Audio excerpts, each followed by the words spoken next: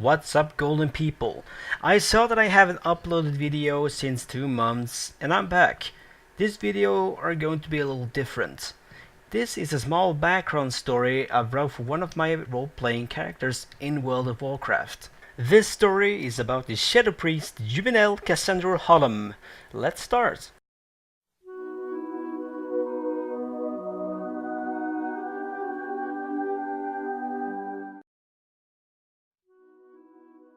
I was born in 1992, 3rd of May. My birth was not like the other happy births. I was born almost outside Stormwind by another female priest. There were no priests around, nor paladins. Actually, almost no one around except for my brother, my father, and my mother, who were pushing me out from my womb. My father and my brother had no skills when it came to birth. My father stood on the other side, ready to grab me to be either happy or disappointed. When I came out from my mother, it was disappointment that welled out from my family's minds. There was something wrong with me. The only error in their minds was that I was born passive shadow. They didn't know how this could happen, but they didn't want a daughter that was passive shadow. They wrapped me in a coat of fur and walked fast between other people that saw that I was born a shadow. They mumbled to themselves how my mother and father could give a birth to a shadow priest because my father is a paladin and my mother a normal casual priest. My brother is also a paladin. They ran as fast as they could through the city to show their friend Alexio. They showed him me. He was also shocked I was born a shadow. My parents told him that they didn't want to take care of a shadow priest since they are a little more different to casual priests and they wanted a normal priest or paladin. They wanted Alexio to take me away to her orphanage. That was maybe the only kind thing they did to me, leaving me behind from the family and leave me in an orphanage. Never get to know my mother, father, or brother. Alexio took me, and my parents thanked him for leaving me with him. They probably paid him a huge amount of gold. How should I know? I was just a baby. My father and brother began to walk away, but my mother walked back to me and gave me a firm kiss and said, "May the light be with you." A huge pun to me as a shadow, huh? I got to the orphanage, but Alexio looked around and then at me and told me, "You don't belong here. I will take you home to me and my wife." Alexio and his wife Cassandro took care of me well. Cassandro only had a daughter before, so Cassandro was available to breastfeed me. After some time, they wanted to give me a name. As I am Shadow, they wanted to give me an independent name. A little more shadowy name that could fit me very well and my personality. They came up with Juliet, Violetta, Nellie, and Ellen. As they couldn't decide, they both decided to do something with all the names they brought up. They took Ju from Juliet, V from Violetta, and Nell from both Nellie and Ellen. This is how my name came to be. Ju, V, Nell. Juvinelle.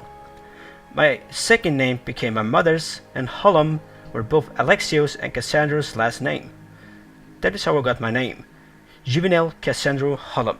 The day I turned 15, a threat lurked around the hut we were living in, around Westfall that is. Everybody was scared that the Defiance Brotherhood would take action to our homes. One night, they striked. The Defiance Brotherhood broke doors and windows to steal and kill. They took everything they could and killed all from babies, kids, teenagers, fathers, and mothers. Some of them even raped females in the open street, those who were kidnapped.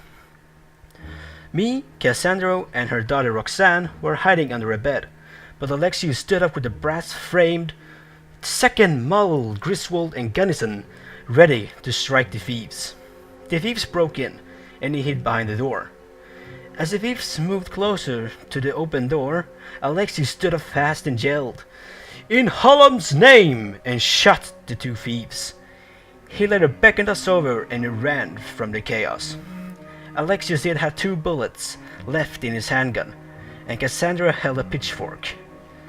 But it didn't take long until I saw Roxanne fell to the ground. She was hit by a bullet from the thieves. I wanted to run back and help her, but some of the Defiance already surrounded her. We all yelled and ran of sorrow, but we didn't give up. Another Defiance jumped down from a roof down on Cassandra.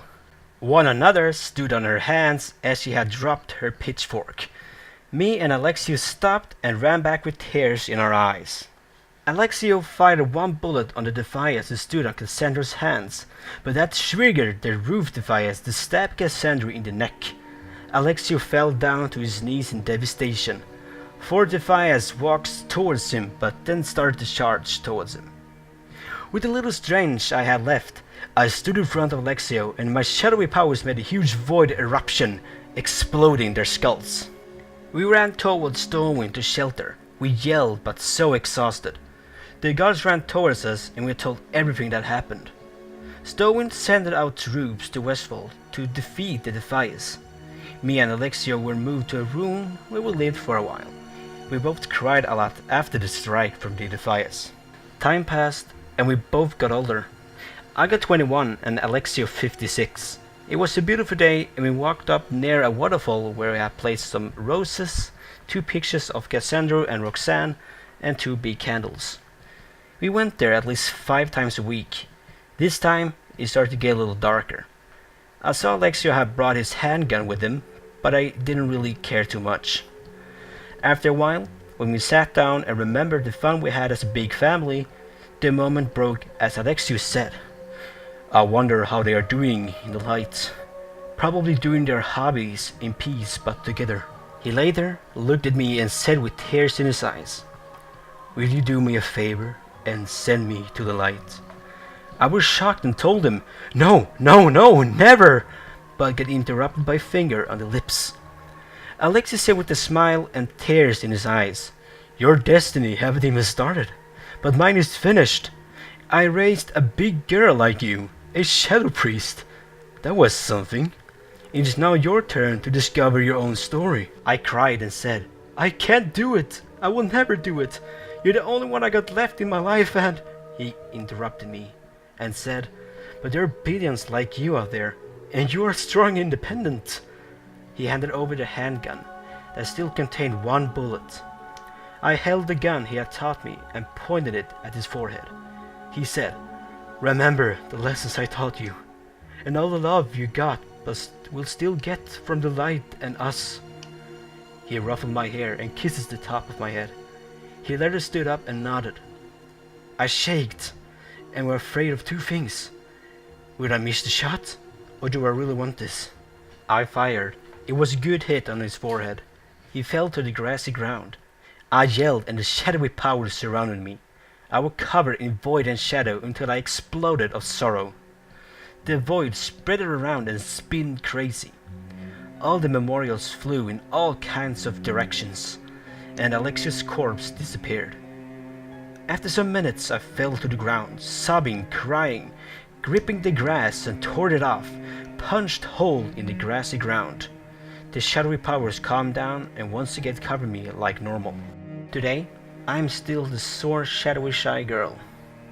Though I am 24 years old. I walk among the citizens of Stormwind, but they do not know what I really went through. My shadow is passive, but not my future. After all, I am watched by the lights and my family above.